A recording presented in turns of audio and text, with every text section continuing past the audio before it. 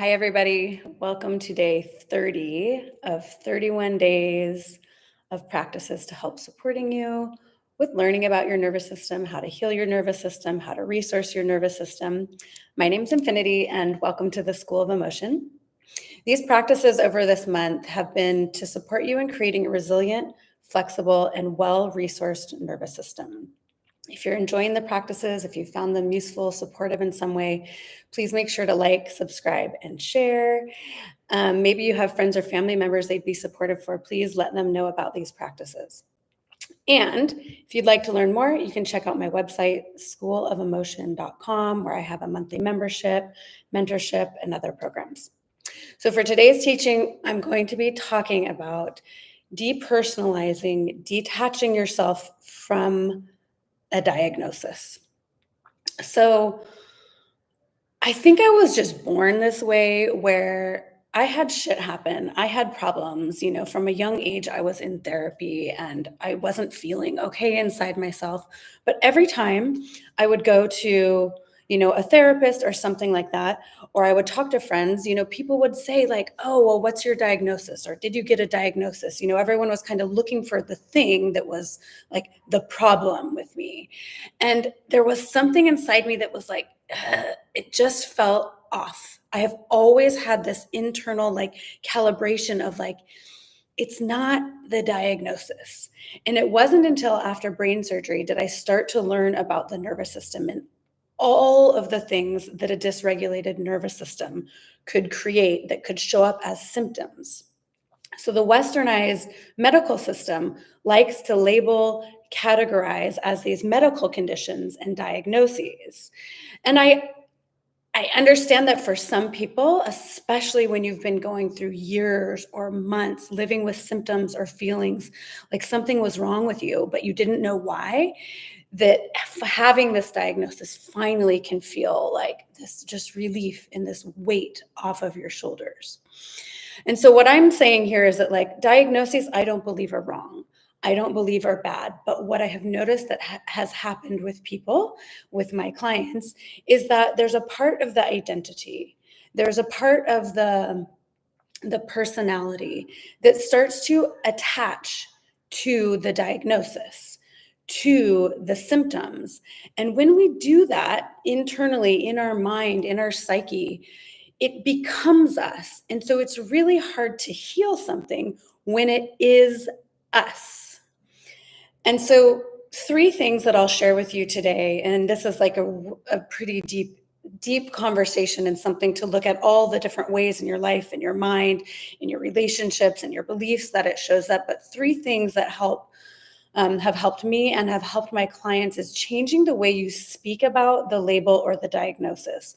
So instead of saying, I have whatever the diagnosis, or I am whatever the diagnosis, I recommend saying, I feel symptoms of, or I feel energy or sensations of. For instance, let's take anxiety. Instead of saying, I have anxiety, or I am anxious, that statement there solidifies it in your body, solidifies it in your mind, so that even if you are doing practices or finding something in your life that starts to shift things because you've identified as the thing, it's less likely to move, and you're less likely to notice the little shifts in your life because it's a thing you have and you're kind of holding on to it.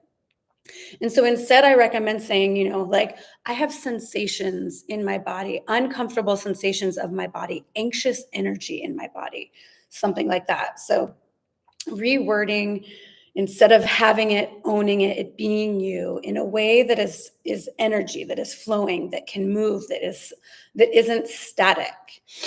And then number 2 is learning how to resource and regulate your nervous system with practices like we've been doing here.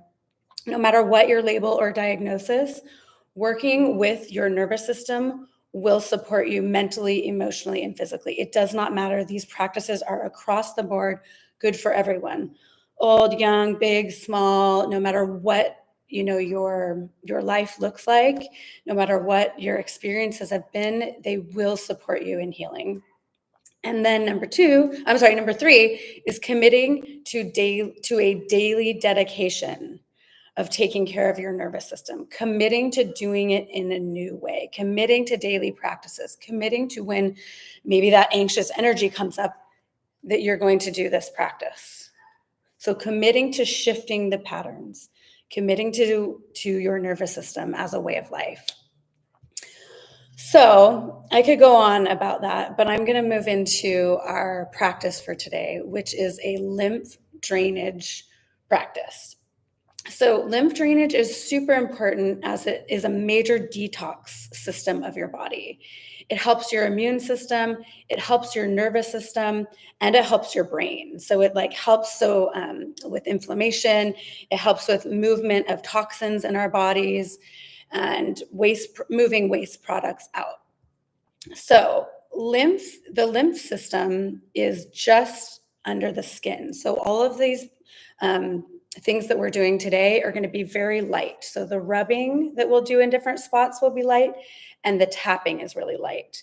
Bigger isn't better, harder isn't better. The lymph is just under the skin, so we access it from a gentle, light touch. And if we don't, why detox is so important and why it's so important to nervous system health is because if we don't detox, if we don't release the toxins just from being a human out in the world, maybe also you're drinking and partying a little, it is about to be New Year's, but if we don't move them out of the body, they become stuck and stagnant in our bodies, contributing to sickness and disease. So let's see here. I'm just going to see if there's any other pieces I want to share with you about that. So this is a once a day practice. You could start to feel as you first start this, if you haven't done detoxification processes or lymph drainage processes before, you could start to feel a little bit of like a detoxification reaction. So you don't want to do it again until that's kind of released. So what that could look like might be a light headache, more tired, more fatigued, a little brain fog, maybe a fever that's that's an intense detox reaction, but just feeling a little sluggish. And that's normal because we don't, if you're not detoxing regularly, then it's normal to have stuff that is stagnant in your body. So as we start to move it, your body might feel a little bleh. So I suggest drinking more water, electrolytes, eating healthy, moving your body. So it is normal to feel those as it's just your body eliminating what has been stuck and stored in there. Okay, so for today's, I'm going to move me back a little bit. Let's see. Okay, so for today's exercise, you're going to need to stand up. So I'll give you a moment to stand. And then while you're standing, you're going to take one hand either side, it doesn't matter, right here over your collarbone, and we're going to rub 10 times. Just gentle. And then we're going to tap 10 times. Remember, really gentle. And then we're going to move to the other side, right across the collarbone. 10, around 10, who's counting? And then we're going to gently tap 10. And then we're going to move to the sides of your neck, the spot that we've massaged before for the nervous system, right behind the jaw. And you're going to gently rub up and down here. Or you could do little circles. Remember, we're not putting a lot of pressure here. The lymph is just below the skin. When you get to 10, we're going to stop, and then we're going to lightly tap. And then we're going to do this pectoral axillary area. So open your hand open out to the side. We're going to come across this area here, and you're going to rub 10 times.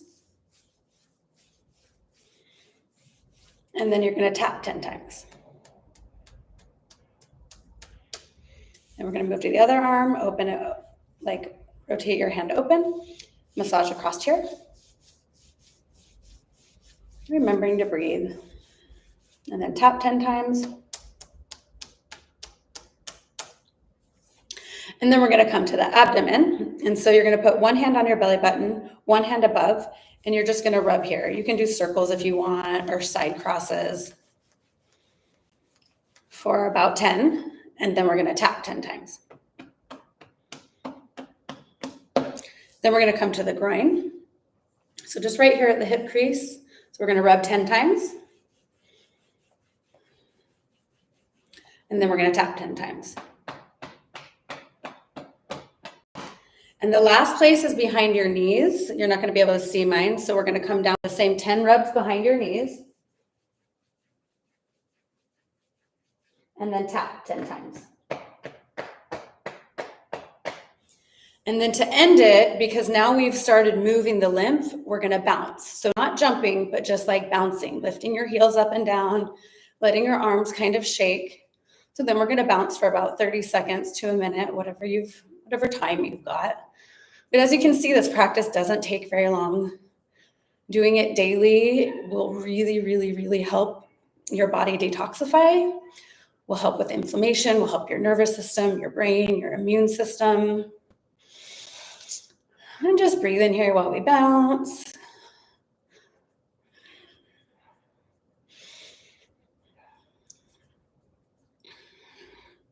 What this is doing is it's pumping the veins and the lymph towards the heart so it can filter and clean it, cleanse the body. I don't know how long we've been going. I haven't kept track. So we're going to go for like 10 more seconds.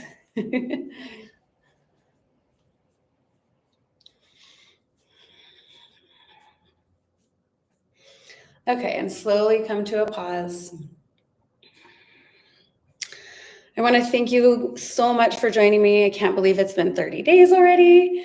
We have one more day tomorrow, our last day. If you found these practices supportive, please like, subscribe, share. Remember to drink lots of water today. Remember to be gentle, go easy on yourself. And I will see you tomorrow for our last day. Thank you so much.